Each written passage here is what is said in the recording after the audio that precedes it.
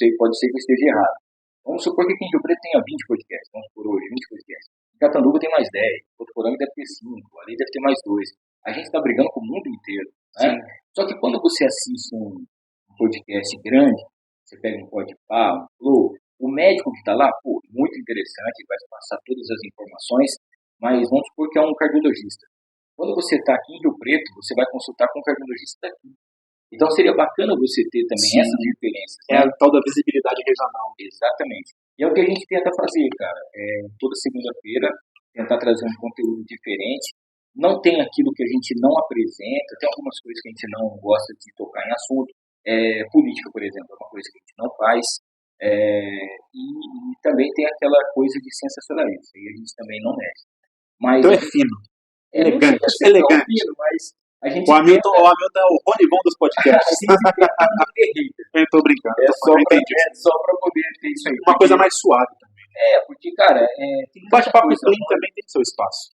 Tem tanta coisa ruim acontecendo, cara. E às vezes eu paro aqui em Rio Preto, por exemplo, acabei de fazer uma operação esses dias, eu fiquei em casa, eu comecei a dar uma olhada nisso. Levando assistindo na galera aqui e tal. Cara, tem muito podcast bom na cidade. Tem muita coisa bacana que vale a pena a galera assistir. Porque são conteúdos que são daqui, são da nossa região, de Rio Preto, e é muito legal você passar essa mensagem. O que eu via como um problema, não sei se você será concordante comigo, nossa, tem tanto que banalizou. Mas você já falou uma coisa que eu acho fenomenal, e na comunicação é assim. Só fica quem é bom, cara. Não é arrogância, é verdade. Se você tiver um conteúdo com uma relevância, cara, você prende a pessoa. Uma proposta, né? Ela não vai sair, entendeu? Ela não vai sair. Pra você ter uma ideia, sem citar nomes, né?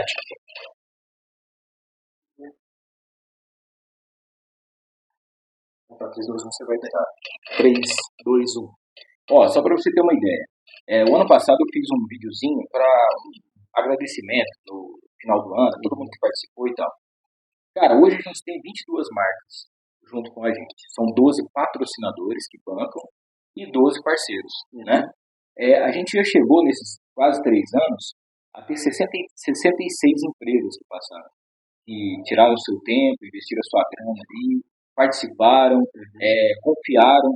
Então, assim, ninguém vai colocar dinheiro numa coisa que não tem um conteúdo legal, né?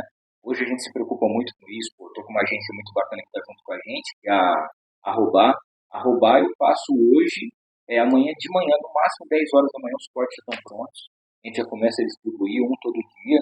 E isso me dá também um conteúdo a mais para poder colocar nas redes sociais. Eu agora vou tentar ser mais presente nas redes sociais do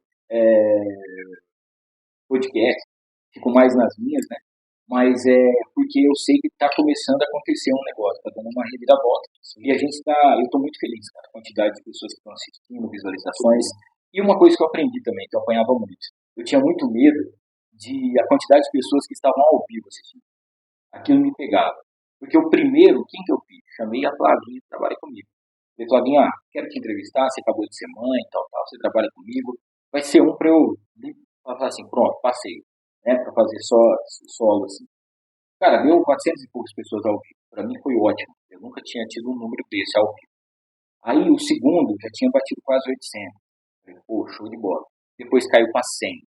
Aí depois caiu para 150. Mas eu via que o podcast ele depende de duas coisas. Depende eu que estou ali e do convidado. Exato. Então, eu gosto muito. Né? Eu gosto muito quando o convidado ele compartilha, quando o convidado faz vídeo falando que vai estar, quando o convidado gratificante, porque assim, gratificante mesmo. É uma coisa até meio óbvia, né? Mas se eu convidei uma pessoa, é porque, primeiro, ela é relevante. Segundo, ela tem um conteúdo muito bacana. Tem o que dizer. Ela tem uma história legal que dá para você pegar, para compartilhar. Pô, e se às vezes você convida a pessoa ela aceita, mas ela não dá muita bola, pô, eu coloco outra pessoa no lugar, né?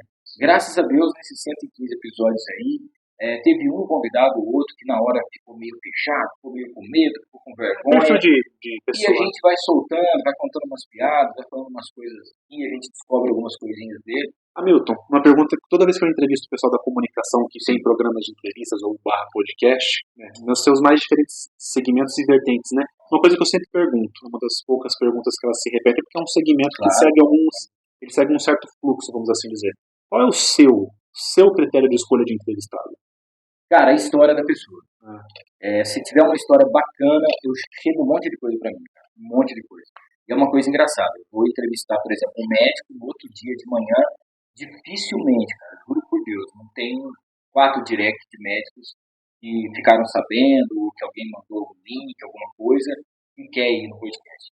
Aí eu vou saber quem é o médico, quem é a pessoa, se o cara tá fazendo alguma coisa errada, você tem que dar uma investigada também. uma curadoria. Porque depois, cara, assim, eu tive uma vez um problema com um outro que a gente estava fazendo e a gente não conhecia a pessoa, foi indicação.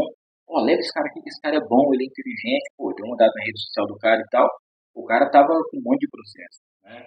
E aí fica ruim, porque assim, eles não vão xingar o cara. Vão falar assim, Exato. pô, meu, te acompanho na rádio, cara, você é um cara bacana, então